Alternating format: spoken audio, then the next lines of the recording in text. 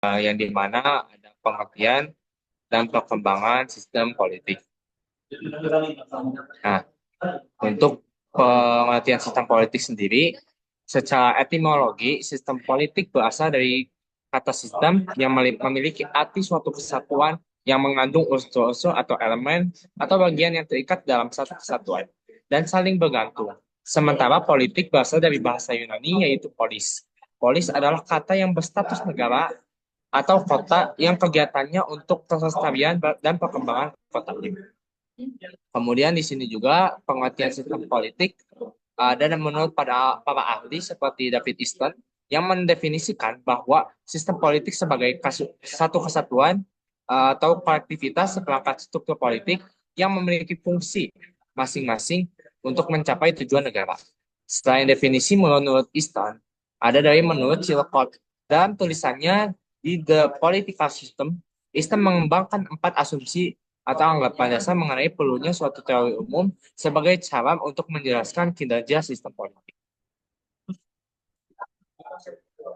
Kemudian eh, ada perkembangan sistem politik di dunia. Nah, perkembangan sistem politik dunia ini telah melalui beberapa fase penting yang membentuk tatanan internasional seperti yang kita kenal saat ini. Berikut adalah gambaran singkat mengenai sejarah perkembangan politik dunia.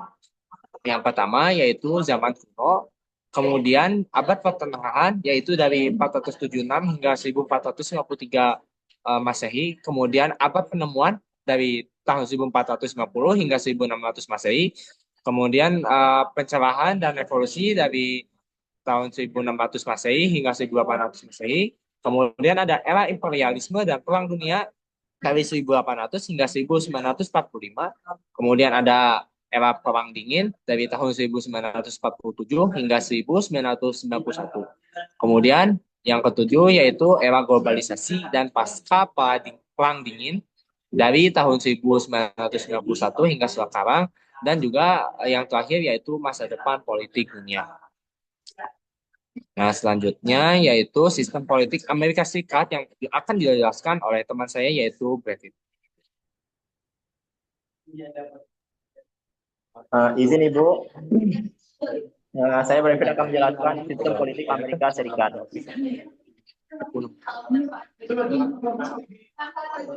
Aulia boleh dilanjut slide.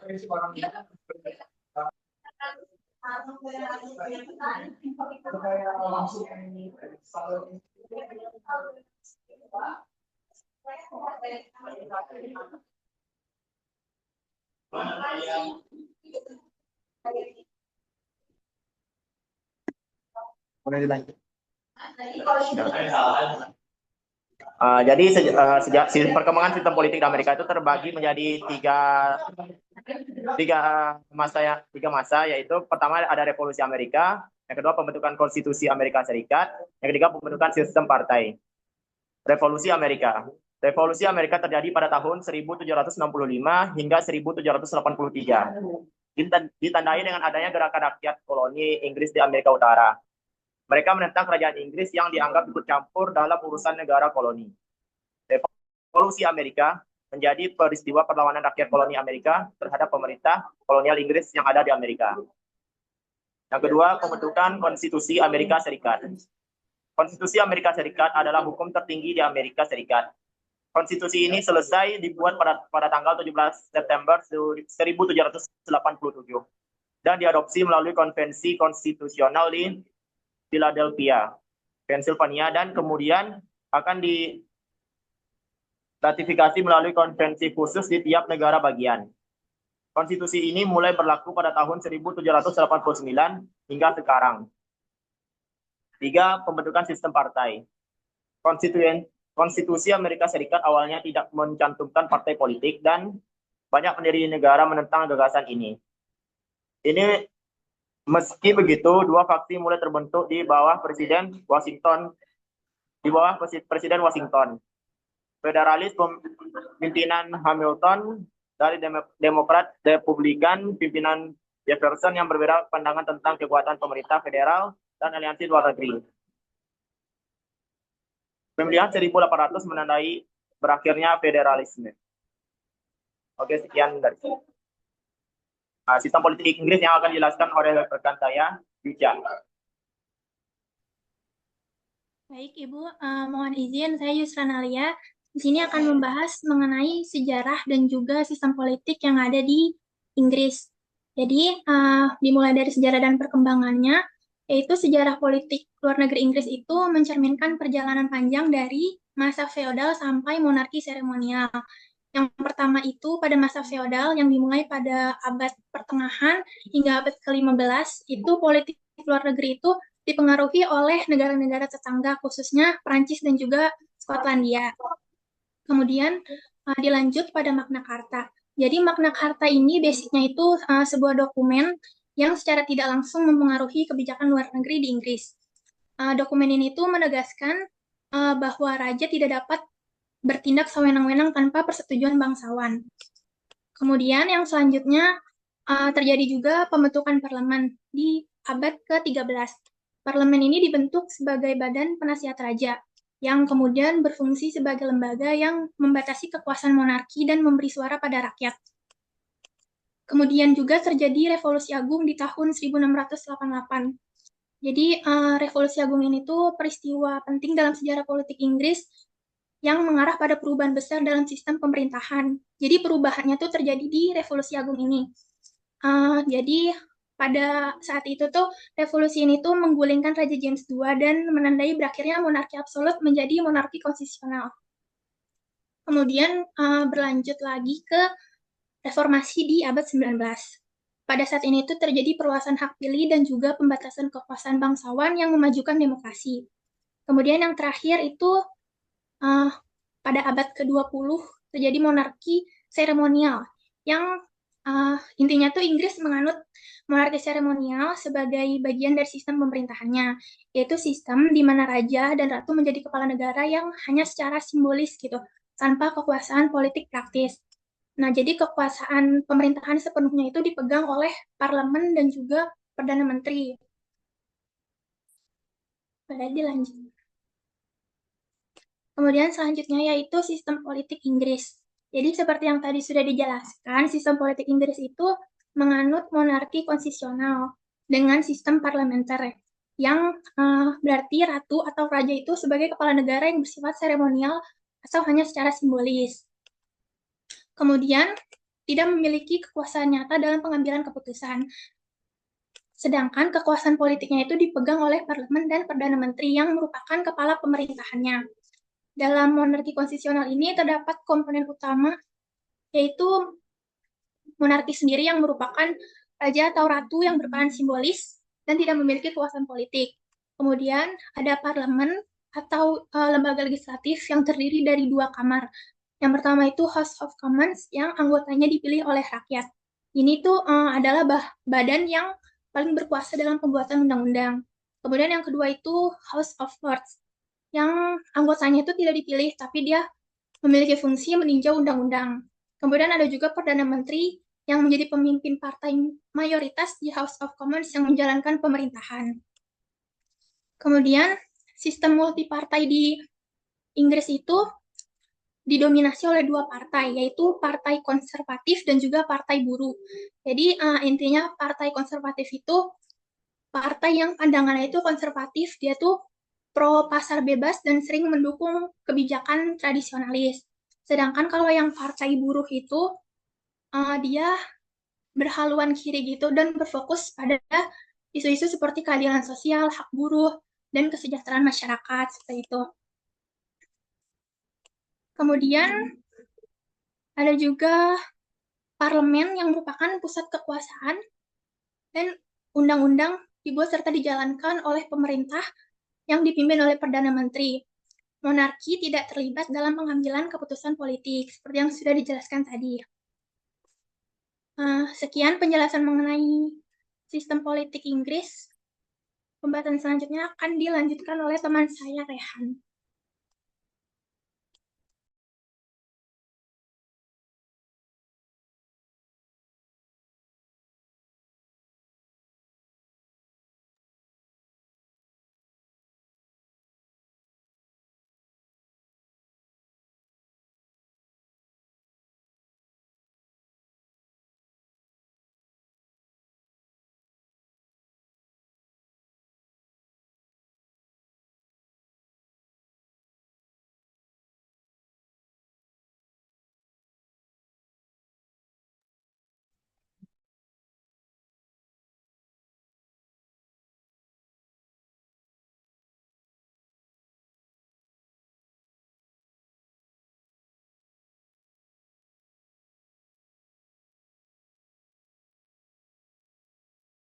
Izin untuk Rehan, apakah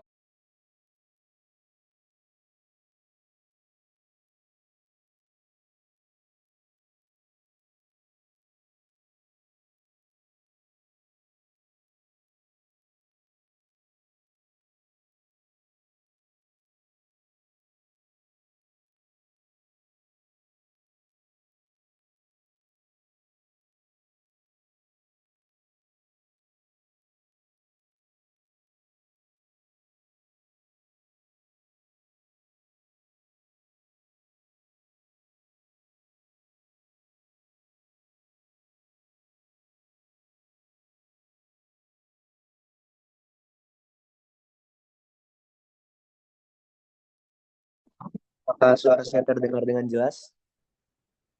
Ya, Oke. sudah cukup. Sudah, Rehan. Kan kepada sistem politik Prancis, boleh dibantu untuk next slide-nya, Aurel? Oke. Untuk sejarah dan perkembangan sistem politik di Prancis sendiri, kita akan membagi kepada 3 era ataupun 3 tahapan, yaitu sebelum revolusi, saat revolusi, dan juga setelah revolusi.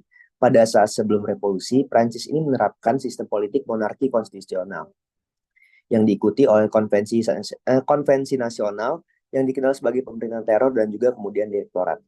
Tetapi sistem ini dianggap gagal oleh masyarakatnya. Sistem ini pada awalnya ditandai dengan tumbangnya Raja Louis ke-16. Kemudian di sini muncullah peran dari Napoleon Bonaparte yang membantu menerapkan sistem yang membantu untuk menghilangkan sistem monarki absolut tersebut. Selanjutnya monarki absolut ini digantikan oleh sistem politik modern di Prancis dengan prinsip demokrasi. Nah, balik lagi, hal ini terjadi karena ketidakpuasan terhadap Raja Louis XVI dan juga ketidakadilan sosial yang mendorong rakyat untuk membentuk Majelis Nasional setelah pemanggilan Estates General.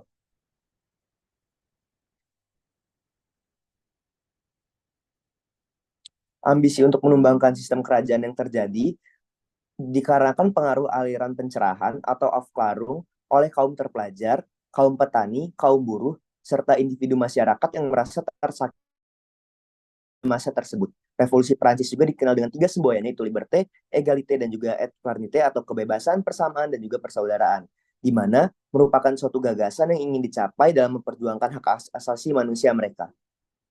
Upaya revolusi Prancis yang dilakukan untuk menggulingkan kekuasaan kerajaan ternyata berhasil. Adanya juga perubahan tatanan hukum dan konstitusi, melahirkan sebuah deklarasi bernama Deklarasi Hak Asasi Manusia dan juga Warga Negara 1789. Selain lahirnya sebuah deklarasi tersebut, perjuangan-perjuangan tersebut juga melahirkan sesuatu paham-paham baru seperti liberalisme, demokrasi, dan juga nasionalisme yang terlahir dari 3 semboyan revolusi tersebut. Tokoh-tokoh pemikir itu seperti Hugo Grotius, Montesquieu, Jean-Jacques, Abbé Mably, dan Condorcet, serta John Locke. Paham-paham dan pemikiran ide tentang konsep negara tersebut yang membuat hukum internasional mulai berkembang. Selanjutnya kita masuk ke setelah Revolusi Prancis. Perubahan sosial pasca Revolusi Prancis dan Revolusi Industri menjadi salah satu penyebab yang melatar belakangi lahirnya sosiologi. Hal itu tidak lepas dari pemikiran Auguste Comte yang mencetuskan ilmu tersebut pertama kali. Kala itu, sosiologi lahir sebagai bidang ilmu dipakai untuk memahami serta mencari solusi masalah akibat transisi besar yang melanda dunia barat. Salah satunya berupa perubahan masyarakat dari tradisional ke tatanan sosial modern. Kendati telah terjadi revolusi, konflik-konflik antar kelas di Prancis masih terjadi. Terbukti, Prancis mengalami beberapa kali perubahan pemerintahan dari pemerintahan monarki konstitusional tadi yang sudah saya sebutkan, kemudian pemerintahan direktori, pemerintahan konsulat, pemerintahan kaisar, hingga pemerintahan reaksioner. Auguste Comte melihat bahwa masyarakat Prancis pada abad ke-19 tidak mengetahui cara mengatasi perubahan pasca revolusi, termasuk hukum yang bisa mengatur tatanan sosial untuk masyarakat baru. Untuk mengatasi masalah tersebut, menurut Comte diperlukan ilmu pengetahuan yang berfokus pada kajian masyarakat. Ilmu yang mempelajari tentang masyarakat itu dengannya disebut dengan istilah sosiologi. Revolusi industri merupakan perubahan besar-besaran di bidang pertanian, manufaktur, pertambangan, transportasi, serta teknologi. Hal itu memengaruhi berbagai bidang mulai dari sosial, ekonomi, hingga budaya. Revolusi industri atau biasa disebut juga dengan revolusi industri 1.0 pertama kali terjadi di Inggris pada tahun 1760 sampai 1830 ditandai dengan peralihan tenaga hewan dan manusia ke mesin, terutama dalam bidang manufaktur. Dari Inggris, revolusi industri ini menyebar ke seluruh dunia. Boleh dibantu untuk di slide selanjutnya, udah? Oh, untuk di sistem politik dulu. Untuk sistem politik Prancis saat ini adalah republik semi presidensial oleh konstitusi Republik kelima. Sistem politik Prancis terdiri dari cabang eksekutif, cabang legislatif, dan cabang yudikatif. Kekuasaan eksekutif dijalankan oleh presiden dan pemerintah. Pemerintah terdiri dari Perdana Menteri dan juga para menteri. Perdana Menteri diangkat oleh presiden dan bertanggung jawab kepada parlemen. Parlemen sendiri terdiri dari Majelis Nasional dan Senat. Untuk struktur pemerintahannya, yang pertama eksekutif dipimpin oleh presiden dan Perdana Menteri yang diangkat oleh presiden. Kemudian legislatifnya terdiri dari dua majelis-majelis nasional yang dihasilkan melalui pemilihan langsung, dan Senat dari pemilihan tidak langsung. Kemudian dari yudikatifnya berbasis pada hukum sipil dengan sistem peradilan independen. Selanjutnya akan ada sistem politik Republik Rakyat Cina yang akan dijelaskan oleh teman saya. Silakan. Ya, baik. Di sini ada materi tentang sistem politik Republik Rakyat Cina. Nah, dimulai dari sejarah dan perkembangannya. Yang pertama ini ada runtuhnya dinasti Tiongkok. Jadi dinasti Tiongkok terakhir secara resmi berakhir pada tahun 1911, ditandai oleh perebutan kekuasaan antara kekuatan kapitalis perkotaan dan Partai Komunis Tiongkok Pedesaan. Lalu yang kedua adalah lahirnya Republik Tiongkok, yaitu Republik Tiongkok dimulai pada tahun 1911, tepat setelah runtuhnya dinasti Tiongkok. Lalu yang ketiga ada invasi Jepang. Karena pertikaian internal yang terus-menerus berlanjut, Tiongkok mendapati dirinya rentan terhadap invasi Jepang pada tahun 1937. Lalu yang keempat ada Perang Dunia Kedua. Jadi pada tahun 1945, 20 juta orang Tiongkok telah meninggal dengan dimulainya Perang Dunia Kedua.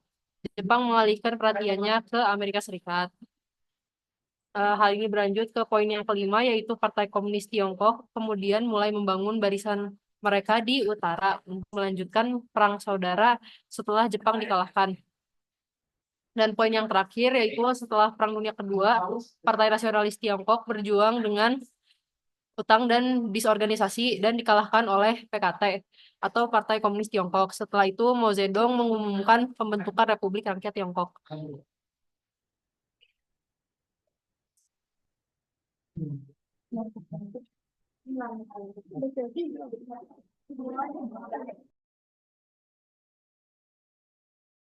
Nah, selanjutnya di sini ada tentang sistem politik Tiongkok. Jadi yang pertama secara teknis Tiongkok memiliki campuran sistem parlementer dan presidensial. Namun karena pejabat tingginya dipilih oleh badan legislatif tetapi untuk masa jabatan tetap. Namun Tiongkok adalah negara satu partai yang diperintah oleh Partai Komunis dan kepentingan praktis pemilu terbatas. Sistem politik Tiongkok beroperasi sangat berbeda dengan demokrasi liberal. Yang kedua, pemerintah Tiongkok secara resmi terdiri dari cabang eksekutif, legislatif, dan yudikatif. Terdapat penggabungan fungsi partai dan pemerintah di tingkat pusat dengan pejabat tinggi pemerintah sekaligus menjadi pejabat tinggi partai.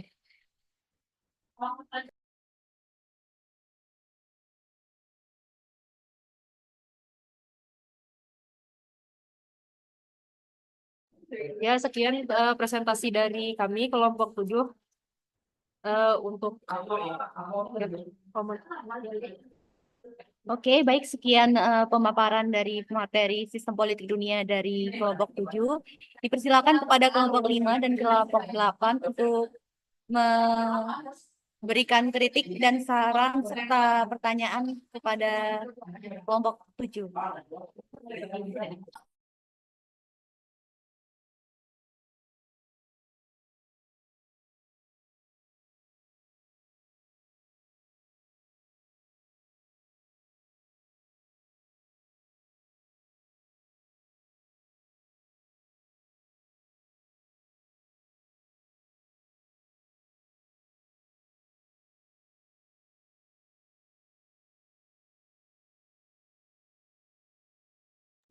Dipersilakan, silakan tim pengkritisi.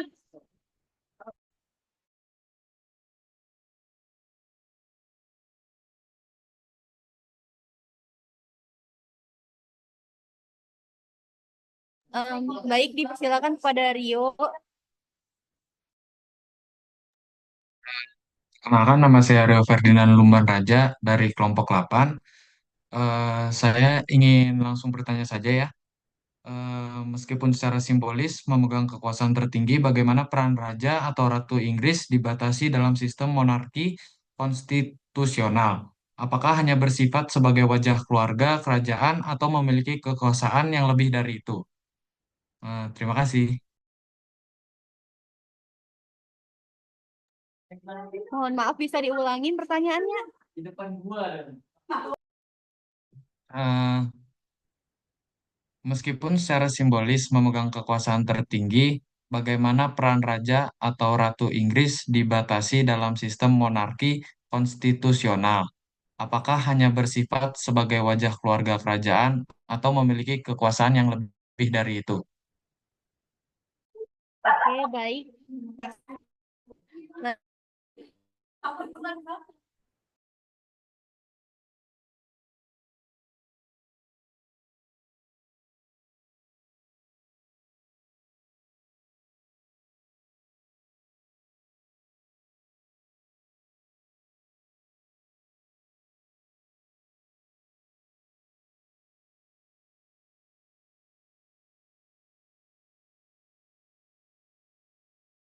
Baik, untuk Rizal, Bes.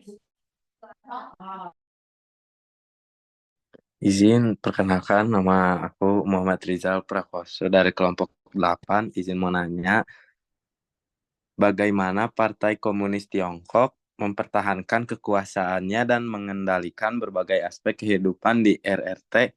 Jelaskan mekanisme kontrol dan pengaruhnya. Sekian, terima kasih.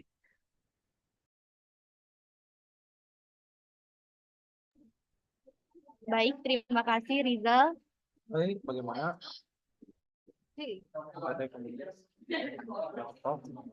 Oh, ini. Silakan kepada Jian. Jian itu Kayla dulu. Oh ya, silakan kepada Kayla dulu.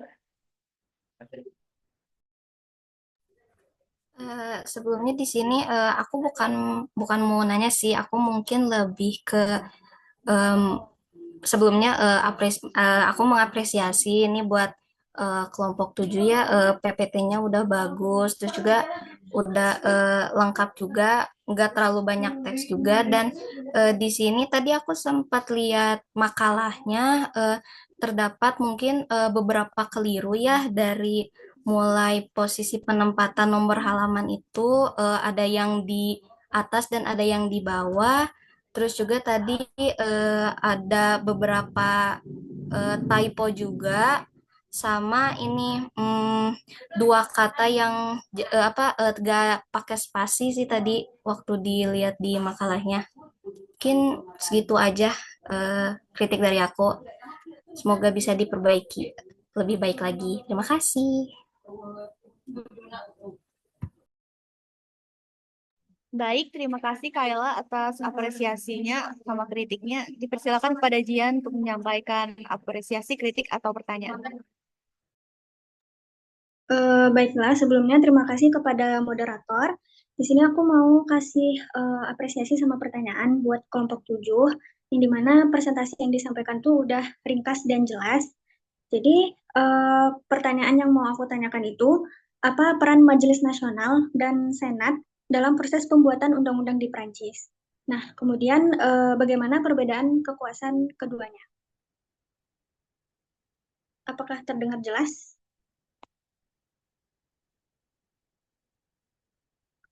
Baik, terima kasih Jian atas pertanyaannya sama apresiasinya. Silakan kepada Gadis untuk menyampaikan kritik, saran, dan pertanyaannya. Baik, izin perkenalkan diri, saya Lutfi Resmara dari kelompok 5. Izin bertanya, bagaimana sistem politik itu suatu negara mempengaruhi keputusan dalam perjanjian internasional? Nggak ada.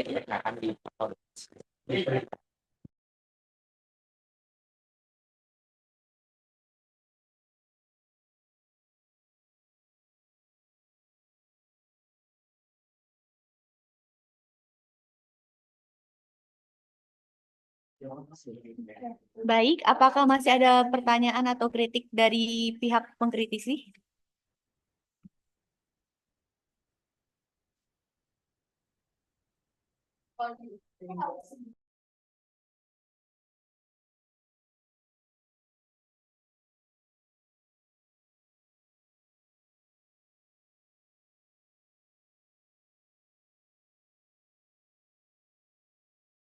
Untuk kelompok 5, apakah masih ada yang ingin bertanya? Untuk kelompok 8 juga?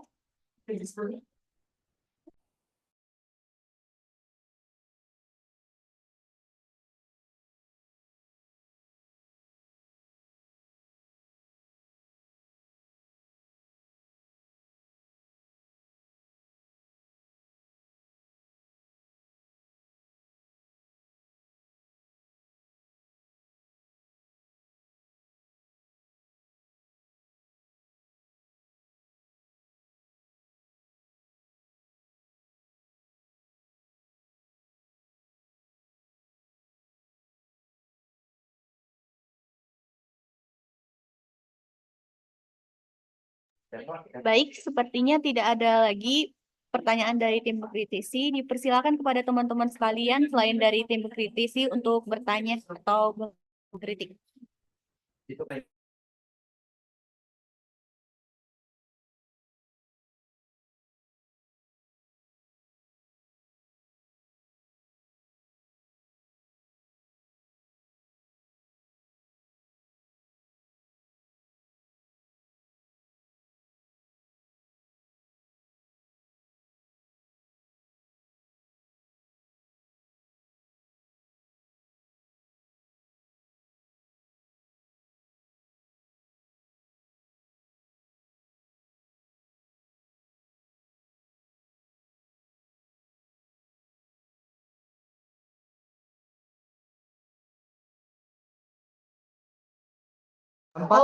Dipersilakan kepada Eki untuk bertanya.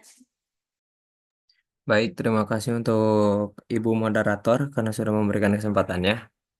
Mungkin aku cuman pengen apa ya kayak meminta pendapat mengenai apabila Indonesia menggunakan sistem monarki yang dimana itu bukan hal yang mustahil di Indonesia untuk menggunakan sistem monarki kan ya. Dan jika dilihat juga untuk negara-negara lain yang menggunakan sistem monarki itu mereka itu cukup berkembang kan. Dan jika memungkinkan apakah Indonesia menggunakan sistem monarki menurut kalian itu apakah akan menjadi sesuatu yang menjadi perkembangan sesuatu yang bisa menjadi berkembang atau tidak? Mungkin sekian, terima kasih. Baik, terima kasih kepada Eki. Dipersilakan kepada yang lain yang masih ingin bertanya.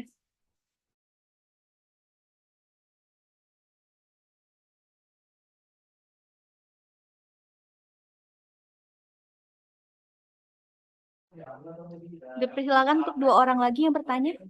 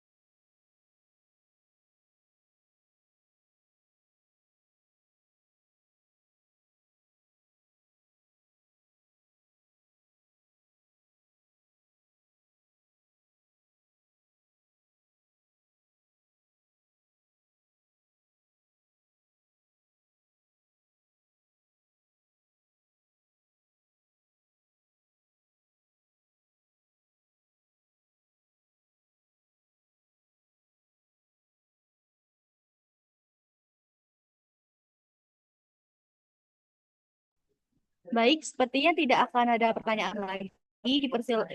Diberikan waktu tunggu untuk mencari jawaban dan berdiskusi kepada kelompok 5. Ditunggu sampai jam 14.25 malam.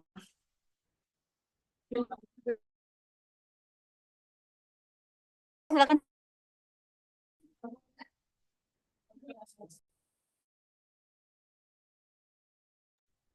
Ya, aku di sini mau nanya tentang kan negara-negara maju itu sering jadi contoh utama ya di keberhasilan sistem politik tertentu. Contohnya kayak demokrasi liberal di Amerika Serikat. Nah, aku mau nanya, sejauh mana Indonesia itu harus mempertimbangkan untuk meniru aspek-aspek tersebut, mengingat pasti adanya perbedaan fundamental dalam sejarah kolonial, struktur struktur sosial, dan tingkat pembangunan ekonomi. Atau apakah adaptasi tersebut justru beresiko menciptakan ketidakcocokan sistemik yang memperburuk ketimpangan sosial politik domestik? Oke, terima kasih. Oke, baik. Terima kasih kepada Sofi atas pertanyaannya. Silakan satu orang lagi untuk bertanya.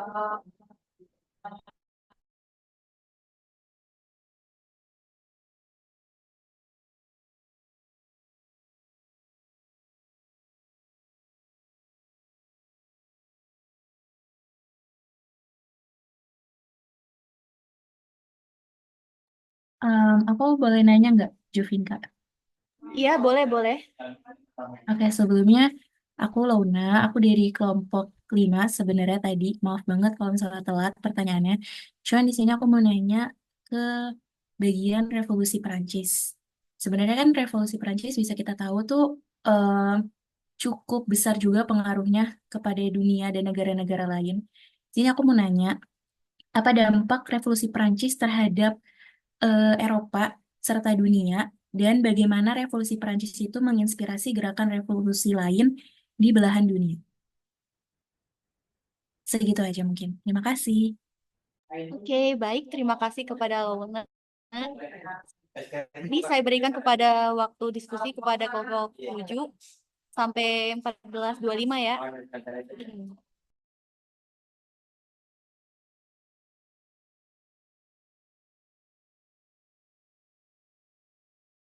Ingin menjawab pertanyaan dari gadis.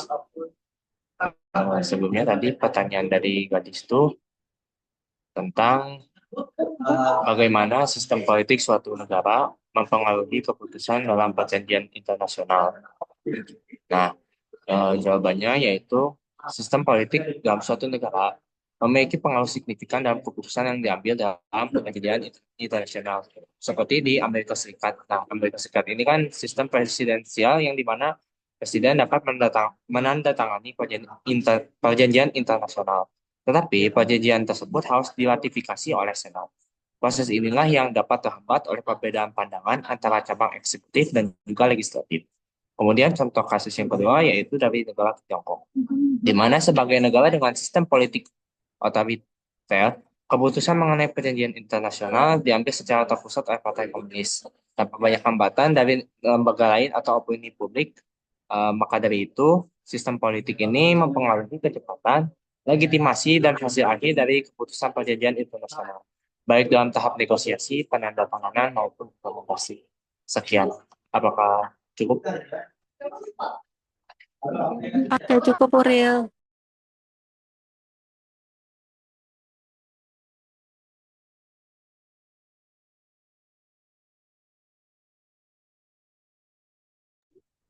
Baik, sepertinya sudah bisa dijawab ya. Dipersilakan kepada yang lain untuk menjawab pertanyaan.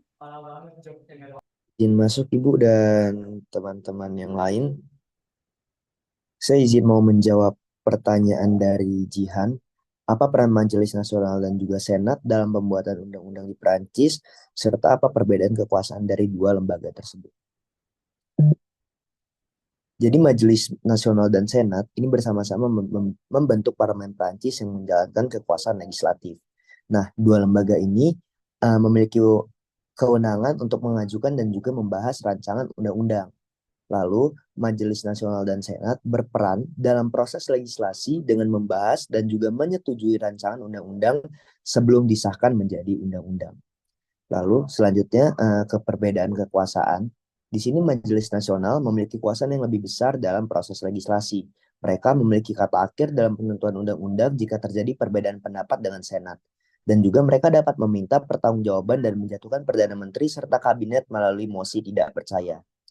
Lalu, Senat memiliki kekuasaan yang lebih terbatas. Mereka tidak dapat menjatuhkan pemerintah, perannya lebih pada memberikan pertimbangan dan juga pengawasan terhadap rancangan undang-undang. Untuk komposisi dan pemilihan, anggota Majelis Nasional ini dipilih langsung oleh rakyat dengan masa jabatannya itu 5 tahun.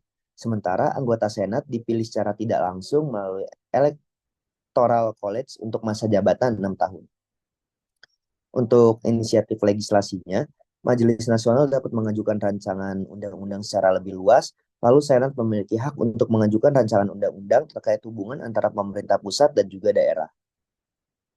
Lalu selanjutnya ada juga pertanyaan dari Launa, apa dampak revolusi Prancis terhadap Eropa dan dunia, serta bagaimana revolusi Prancis mempengaruhi gerakan revolusi di negara lain. Jadi dampak dari revolusi Prancis ini sendiri yang pertama itu menyebarnya ideologi revolusi.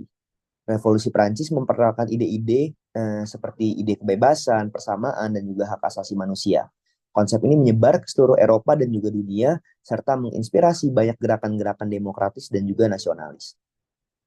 Lalu, ini juga berpengaruh terhadap koloni. Ide-ide revolusi juga mempengaruhi gerakan kemerdekaan koloni-koloni di Eropa, termasuk di Amerika Latin dan juga Asia. Banyak pemimpin revolusioner yang terinspirasi oleh prinsip-prinsip yang muncul dari revolusi Prancis. Lalu ada perang dan konflik. Revolusi Prancis ini menyebabkan serangkaian perang antara Prancis dan koalisi monarki Eropa lainnya. Perang ini juga dikenal sebagai perang revolusi dan juga ada perang Napoleon. Dampak dari perang ini nih mengubah jadi sekian untuk pertanyaan Jihan dan juga Launa. Apakah cukup jelas, teman-teman? Dari aku udah cukup banget, Rehan. Makasih banyak ya.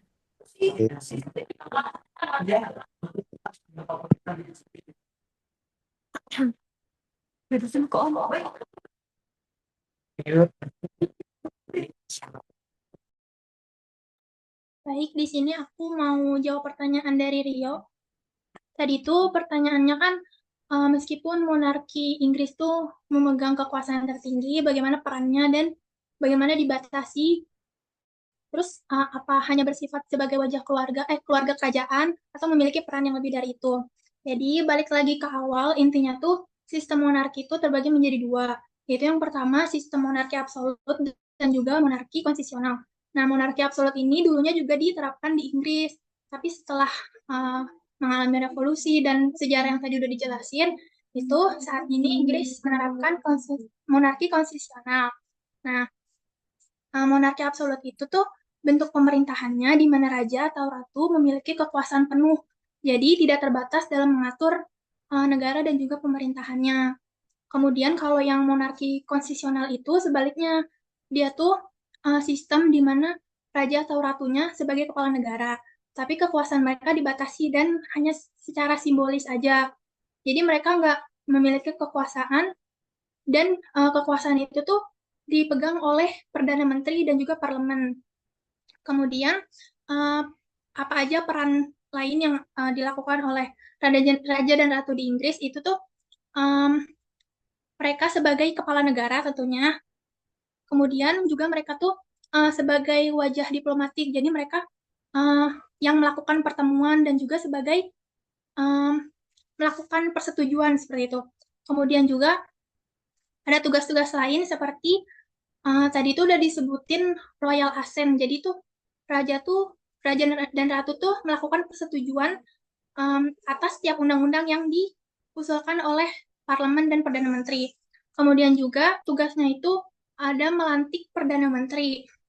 Selain itu juga menyetujui ke pengangkatan pejabat gitu.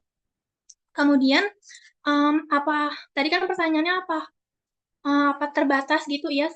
Sebenarnya iya, ratu dan raja tuh memiliki kekuasaan tertinggi, cuman memang terbatas karena ada peraturannya, ada hukumnya gitu. Jadi di hukumnya tuh dijelaskan bahwa mereka tuh harus bertindak sesuai nasihat pemerintah atau kayak Perdana Menteri yang tadi sudah disebutin parlemen gitu. Kemudian juga di hukum ini tuh disebutkan mereka tuh nggak boleh secara langsung terlibat dalam politik. Jadi mereka tuh nggak boleh ngasih pandangan publik tentang isu-isu yang lagi kontroversial gitu. Seperti itu contohnya. Apa sudah jelas, Rio? Siap, jelas Yusra Naila. Terima kasih.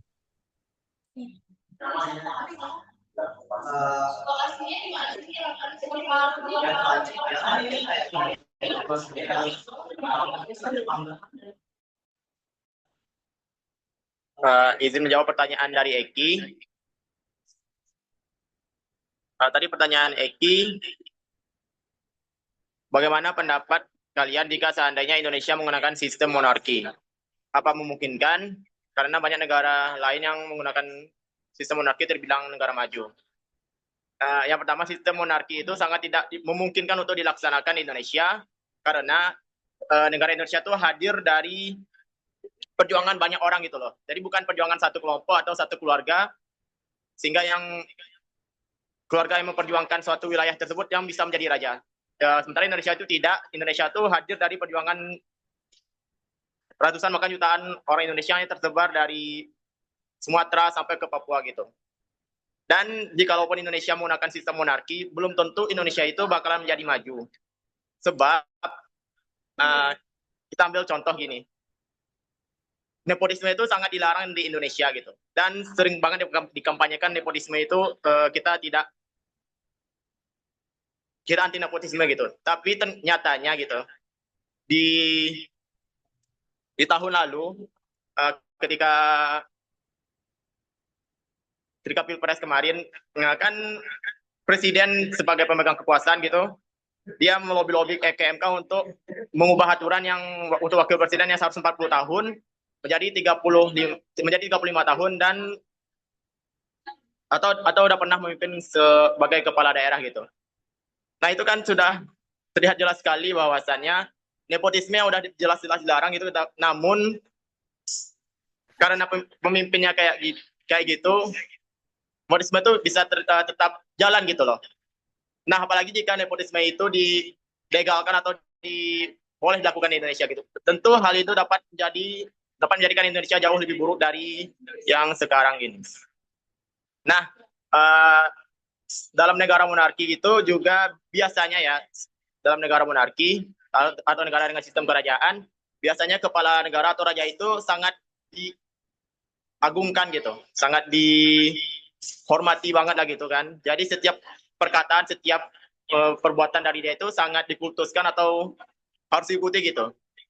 Dan kebanyakan dari raja-raja ini tuh dia tuh otoriter dan anti kritik.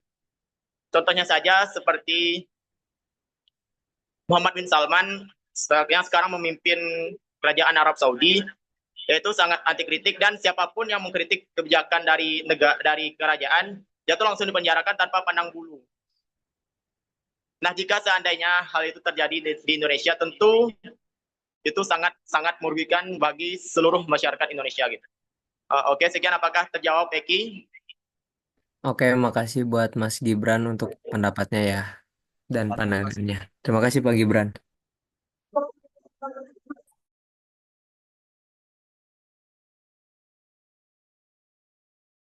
Oke, jadi izin menjawab pertanyaannya Rizal. Jadi pertanyaan tadi tuh bagaimana Partai Komunis Tiongkok mempertahankan kekuasaannya? Jelaskan mekanisme kontrol dan pengaruhnya setelah sumber bacaannya. Nah, jadi mekanisme kontrolnya itu di sini tuh kenapa Partai Komunis Tiongkok itu bisa mempertahankan kekuasaannya karena sistemnya itu jadi satu partai gitu. Jadi Partai Komunis Tiongkok ini menjadi satu-satunya partai politik yang sah di Tiongkok. Entah memberikan kendali mutlak atas pemerintah, legislatif maupun yudikatif. Nah, yang kedua itu ada kontrol media. Jadi semua media massa yang ada di Tiongkok itu berada di bawah kendali Partai Komunis Tiongkok. Ini memungkinkan mereka untuk menyebarkan propaganda dan membentuk opini publik yang sesuai dengan kepentingan partai mereka. Lalu yang Ketiga ini ada aparat keamanan yang kuat. Jadi Partai Komunis Tiongkok ini memiliki aparat keamanan yang sangat kuat, termasuk polisi dan militer. Mereka ini digunakan untuk menekan perbedaan pendapat dan menjaga stabilitas politik. Nah, pengaruhnya dari Partai Komunis Tiongkok ini apa? Jadi yang pertama ini ada stabilitas politik. Jadi Partai Komunis Tiongkok berhasil menjaga stabilitas politik di Tiongkok selama beberapa dekade. Namun stabilitas ini sering dicapai dengan mengorbankan kebebasan berekspresi dan hak asasi manusia di sana. Lalu yang kedua ini ada pengaruh di pertumbuhan ekonomi. Jadi Partai Komunis Tiongkok telah berhasil mendorong pertumbuhan ekonomi yang pesat di Tiongkok. Namun pertumbuhan ini juga seringkali tidak merata dan menimbulkan kesenjangan sosial yang besar. Dan yang terakhir ini ada ekspansi global, yaitu Partai Komunis Tiongkok semakin aktif dalam politik global dan berusaha untuk memperluas pengaruhnya di berbagai belahan dunia. Apakah sudah cukup terjawab, Rizal? Oke, terima kasih Nadira. Terima kasih. Eh, Baiklah, saya izin menjawab pertanyaan dari Sophie. Pertanyaannya, kalau tidak salah, yaitu negara ini sering jadi contoh utama keberhasilan sistem politik tertentu, seperti demokrasi liberal di Amerika Serikat. Sejauh mana Indonesia harus mempertimbangkan untuk meniru aspek tersebut. Mengingat pasti adanya perbedaan fundamental dalam sejarah kolonial, struktur sosial, dan tingkat pembangunan ekonomi. Apakah dampak tersebut justru berisiko menciptakan ketidakcocokan sistemik yang memperburuk ketimpangan sosial politik domestik? Nah, mungkin jawabannya yang pertama ya, sistem politik ini perlu dilakukan yang dari sejarahnya. Nah, Indonesia ini memiliki warisan kolonial yang tentunya berbeda dari Amerika Serikat. Amerika Serikat ini muncul dari perjuangan anti kolonial yang menghasilkan sistem demokrasi liberal sejak awal. Sementara Indonesia mengalami penjajahan panjang yang membentuk pola ketimpangan sosial, ekonomi, dan politik. Kemudian dari struktur sosialnya, di mana Indonesia ini masyarakatnya multikultural dengan tingkat pluralisme yang tinggi. Pendekatan sistem politik itu perlu mempertimbangkan keberagaman etnis, agama, dan budaya yang lebih kompleks dibandingkan Amerika Serikat. Nah, kemudian dari tingkat pembangunan ekonominya, demokrasi liberal ini seringkali berkembang lebih baik di negara-negara dengan ekonomi yang lebih maju dan masyarakat kelas menengah yang kuat. Nah, sementara Indonesia ini masih menghadapi tantangan ketimpangan ekonomi yang besar. Nah, hal-hal tersebut itulah yang membuat Indonesia harus berhati-hati dalam meniru aspek demokrasi liberal tersebut. Jika tidak, resiko ketidakcocokan sistemik bisa memperburuk ketimpangan sosial politik domestik di Indonesia. Mungkin jawaban dari saya gitu. Sophie, apakah terjawab? Oke, udah terjawab. Terima kasih ya. Ya, sama-sama.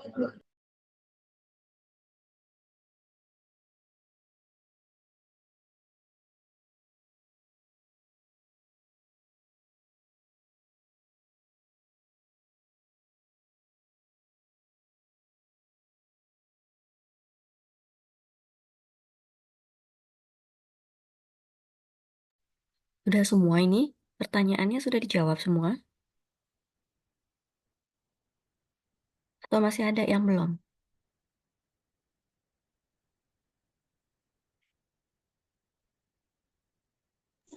Udah semua kayaknya, Bu. Sepertinya Udah semua?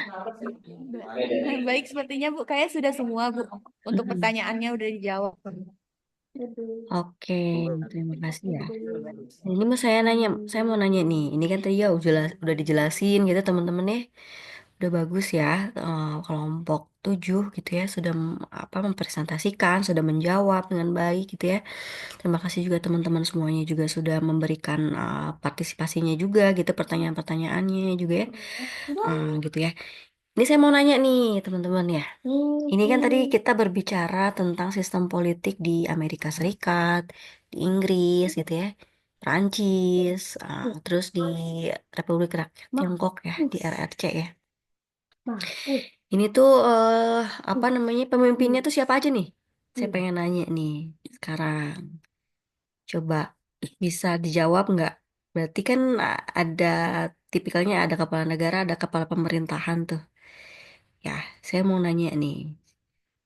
Siapa yang bisa jawab? Siapa sih sekarang apa pemimpinnya Amerika Serikat. Ya, tadi kan kita bahas nih ya sistem politiknya gitu kan ya. Ah, Izin Bu, boleh. saya ingin menjawab pertanyaan Silakan Ibu. Aurel. Sepengetahuan saya ya tentang pemimpin dari keempat negara tersebut, mungkin dimulai dari Amerika Serikat ya.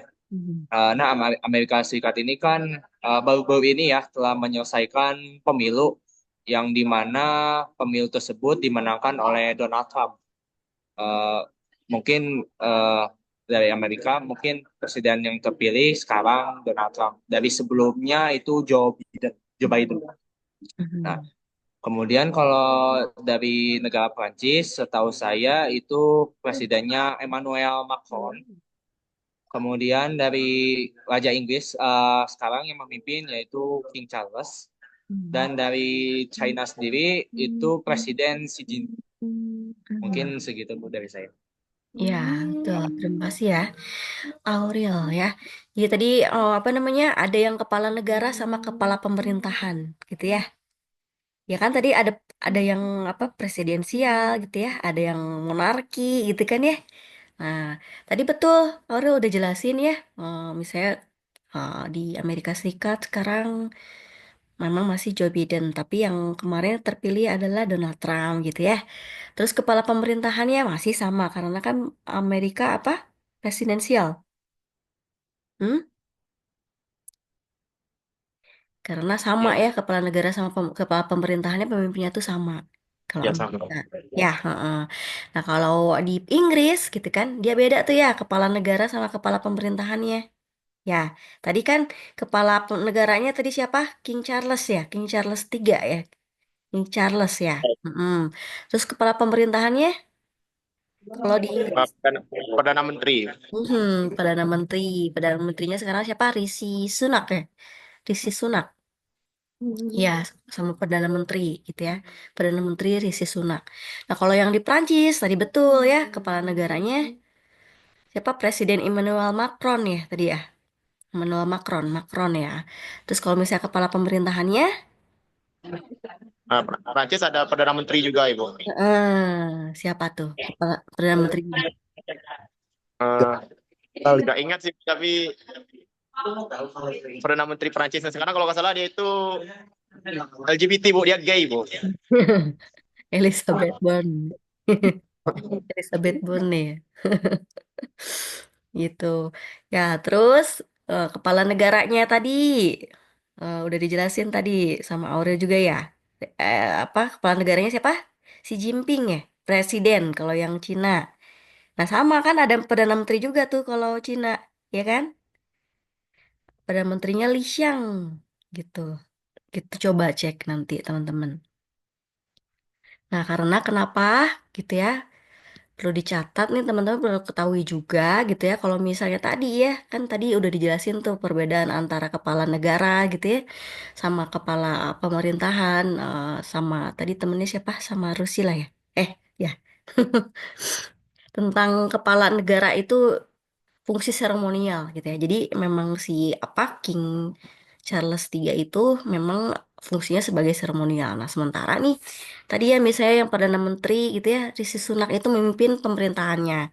Nah, kayak misalnya di Prancis, tadi Presiden Emmanuel Macron yang menjabat sebagai apa kepala eh, negara gitu ya, yang memiliki peran yang penting, yang signifikan gitu dalam pemerintahan gitu ya. Nah, sedangkan kalau misalnya Perdana Menteri Elizabeth Bone-nya itu mengelola urusan pemerintahan sehari-harinya. Nah, di Tiongkok nih, Presiden Xi Jinping itu juga menjabat sebagai Sekretaris Jenderal dari Partai Komunis Tiongkok, gitu ya, yang menjadikannya pemimpin tertinggi nih di Tiongkok, gitu ya, di negara Cina itu, gitu, teman-teman. Nah, gimana teman-teman? Ada yang mau didiskusikan lagi nggak? Atau sudah jelas diskusi hari ini? Untuk saya sudah jelas, Ibu. Jangan lupa untuk absen, teman-teman ya. Absen, gitu ya. Nah, gitu. Ada yang mau disampaikan lagi, teman-teman? Cukup kayaknya, Bu. Cukup ya, ya. Jadi kita hari ini ya sudah teman-teman udah membahas juga berdiskusi bersama gitu ya mengenai sistem politik gitu ya dari negara-negara di dunia seperti misalnya tadi Amerika Serikat, terus Inggris, Perancis, juga Republik Rakyat Cina ya, Tiongkok ya. Nah, setiap negara itu juga memiliki keunikan gitu ya dalam sejarah, ideologi, struktur pemerintahan, terus juga tentang dinamika politiknya juga gitu ya yang bisa terlihat tuh budaya, nilai dan juga kebutuhan dari masing-masing setiap negaranya itu gitu ya. Nah, melalui perbandingan ini gitu ya tadi diskusi-diskusi teman-teman gitu ya. Jadi kita tuh jadi bisa melihat gitu, memahami juga bahwa nggak ada tuh sistem politik yang benar-benar ideal bagi sebuah negara karena setiap sistem itu berkembang berdasarkan dari konteks sosial, ekonomi, dan sejarah dari negara-negara tersebut gitu ya. Jadi pelajaran utama yang bisa kita ambil adalah pentingnya apa namanya menjalankan pemerintahan itu gitu ya sesuai dengan mm, ciri-ciri khas dari setiap negaranya tersebut gitu ya dari base-base dan negaranya dari sejarahnya gitu ya jadi bisa sehingga bisa beradaptasi gitu ya dan juga berharmoni gitu ya dalam menjalankan sebuah sistem pemerintahan dan ini pun sistem politik itu juga pasti ada di situ di dalamnya gitu ya jadi semoga hari ini gitu teman-teman juga bisa membuka wawasan barunya teman-teman memperluas perspektif dari kita juga untuk memandang keragaman dari setiap sistem politik di dunia gitu ya. Terima kasih ya teman-teman atas perhatian dan juga partisipasinya luar biasa untuk kelompok 7 dan moderator dan teman-teman semua di sini gitu ya untuk turut serta aktif dalam kegiatan diskusi hari ini. Terima kasih. Semoga teman-teman sehat selalu ya. Nanti kalau misalnya nanti ada yang mau didiskusikan lagi kita bisa berdiskusi lagi di lain waktu teman-teman. Terima kasih. Assalamualaikum warahmatullahi wabarakatuh. Waalaikumsalam, Ibu. Waalaikumsalam warahmatullahi wabarakatuh. Makasih. Makasih. Terima kasih, Bu. Terima kasih, Bu. Terima kasih. Terima kasih, Bu.